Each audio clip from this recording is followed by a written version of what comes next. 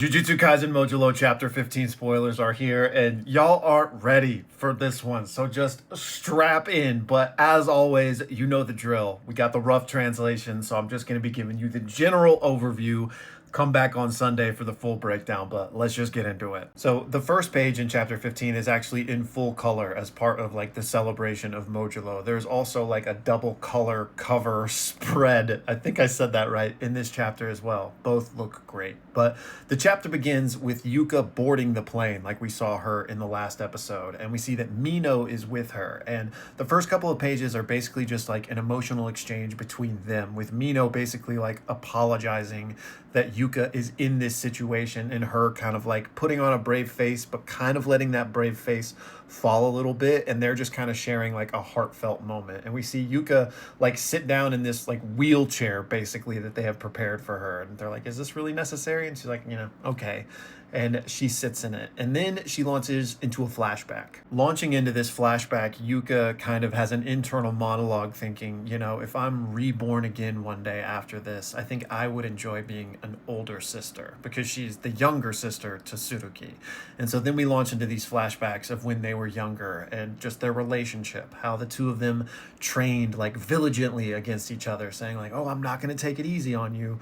But then also like the softer side of their relationship where, Tsurugi's like, I'm going to make sure you know all the best secret techniques. And Yuka's like, okay, well, I'll let you pick the snacks then. And it's just like fond memories looking back on their childhood. We then flash back to another memory where Tsurugi and Yuka are still young and Yuka is crying. She's upset and Tsurugi is holding her hand and she is apparently mourning the loss of someone, a friend perhaps. And Tsurugi is just saying, I'm sorry, like I thought we could do this. We then go back to the present and share another kind of heartfelt moment between Yuka and Mino. I believe Tsurugi is referenced as well, given the flashbacks about him. But then we cut away from the plane down to the battlefield where Dabra waits with someone else. What appears to be an elderly Mei is on the battlefield with him, and I kid you not, she is hooded, but you can see her like iconic braid kind of peeking out of the hood, and she's like old and hunched over, and there are like 3 or 4 young kids that look like wee basically like standing in front of her. I don't think it is wee, but like they're wearing the same clothes. So I think this is Mei because there's also tons of crows that enter the frame as she appears. And Dabra is like, oh, are you the chosen champion that's been sent here to fight me? And Mei is like, oh, I wish, like, look at me. I've become an old hag, basically. There's then apparently some conversation about the battle that took place here 70 years ago. Another huge decisive battle, of course, referring to the Shinjuku Showdown and Sukuna. And I believe there's some reference to Mei having participated in that, obviously, because she did, at least, to some extent. So there's conversation of that, and then Dabra basically wondering, okay, well, who is my opponent going to be? It doesn't really matter in any case, especially if y'all are going to just kind of do this half-heartedly. There's no point. We then cut back to Yuka, who is now in this plane as like alarms are going off because the hatch is opening, and she is about to like Captain America fall out of the back of this cargo plane, and she does just that.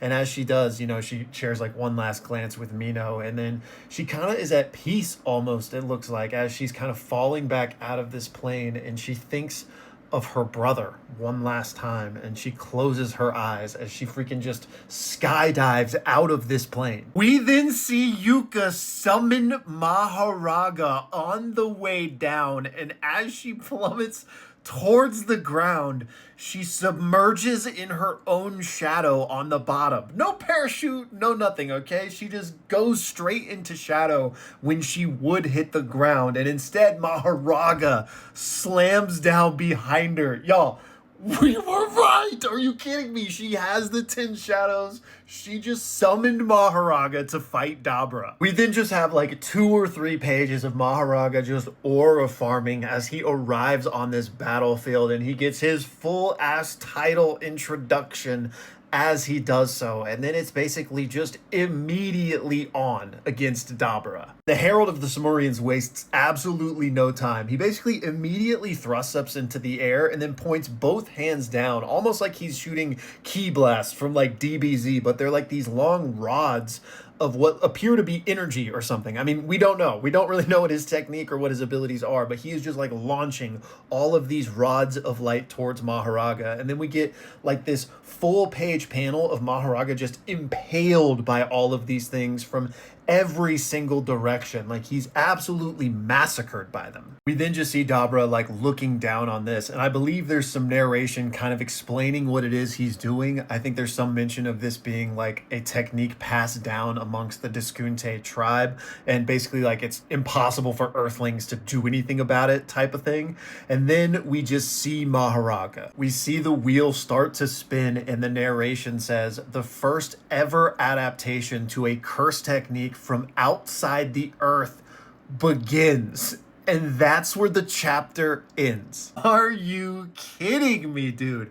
Yuka's got the freaking 10 shadows. She said, I'm learning from my great uncle Megami here.